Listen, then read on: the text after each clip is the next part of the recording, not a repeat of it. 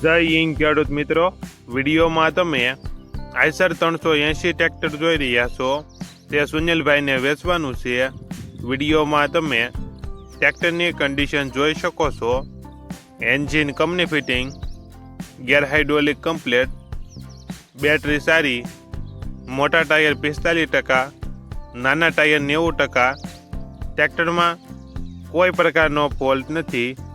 સુનિલભાઈને ફૂલ જવાબદારી સાથે વેચવાનું છે. મોડલ 2015, કિંમત 2,50,000.